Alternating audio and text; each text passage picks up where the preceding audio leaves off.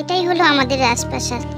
বিশেষ করে আমার কাছে, আমি মনে করি সব মেয়েদের কাছে বাবার বাড়ি যেমনই হোক, তার কাছে একদম রাজপ্রাসাদ। আর আমার কাছেও আমার বাবার বাড়ি রাজপ্রাসাদ।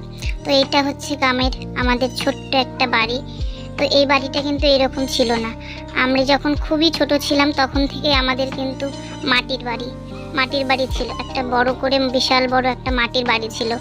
তো হঠাৎ একটা ভয়ানক বন্যাতে বাড়িটা ভেঙে যায়। তারপরে এটাই হচ্ছে আমাদের বাসস্থান।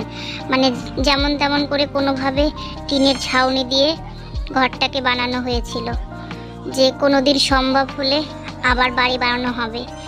তারপরে এই বাড়িটাতেই আমরা এত রকম মজা আনন্দ করেছি। মানে আমরা পরিবারের 5জন বা 6জন মানুষ ছিলাম, আমি, বাবা, মা, দাদা, ঠাকুমা, ঠাকুরদা। হঠাৎ ঠাকুরদা মারা যায় অসুস্থ হয়ে। তারপর আমরা হয়ে গেলাম 5জন। 5জনের পরে তারপর হয়ে গেলাম 4জন, কারণ আমার বিয়ের পর আমি তো অতিথি। বাবার বাড়িতে সব মেয়েদের বিয়ের পরে অতিথি হিসেবে আসতে হয়, ঠিক তেমনই আমিও অতিথি হয়ে বাবার বাড়িতে একদিন 2 দিনের জন্য আসি, আবার চলে যাই নিজের সংসারে। তো বাড়িতে এসে এবার ভাবলাম একটু তোমাদেরকে শেয়ার করি আমাদের বাড়িটা। তো এইটা হচ্ছে আমাদের বাড়ি, এখানে আমরা থাকি। এই ঘরের মধ্যে আমি এসে এই ঘরের মধ্যেই থাকি। আর এটাতে আমার দাদা থাকে, ঠাকুমা থাকে, বাইরে আমার বাবা মা থাকে, আর এইখানে ঠাকুর থাকে। তো ঘরটা যেমনই হোক আমার মা গুছিয়ে রাখে সব জিনিস। তো ঘরটা অনেকটাই ছোট হয়ে গেছে, কারণ দেখো ঘরটা দেখে মনে হচ্ছে যেমন তেমন ঘর, একদমই না। এই ঘরে আমরা 8 থেকে 9 বছর এই ঘরে কাটিয়েছি, এই রকমই ঘরটাই। আর এই বাক্সটায় আমার ঠাকুমার যত সব জিনিসপত্র সব এখানে থাকে। এখানে আমার মেয়ে এসে খেলা করছে, ও ওখানে মাটি পায় না, তো এখানে এসে ওকে বলেছে মাটিতে খেলতে। এটা হচ্ছে আমাদের বাড়ির ছাগল। আর এখানে হচ্ছে আমার মা রান্না করে, পাশে আমার মা উনুনে রান্না করছে। আর দেখো আমাদের ছাগলের নতুন একটা বাচ্চা হয়েছে। তো আমার তো খুবই ভালো লাগে এরকম বাচ্চা, মানে ছাগলের বাচ্চা কোলে নিতে সত্যি কার কার ভালো লাগে। আমার মেয়ে তো খুবই আনন্দ পেয়েছে বাড়িতে এসে, মানে এত পরিমাণে আনন্দ কোনো দিন পায় না ও, এই জন্যই বাড়িতে আসার জন্য পাগল হয়ে যায়। আর এটা হচ্ছে আমাদের মুরগির ঘর।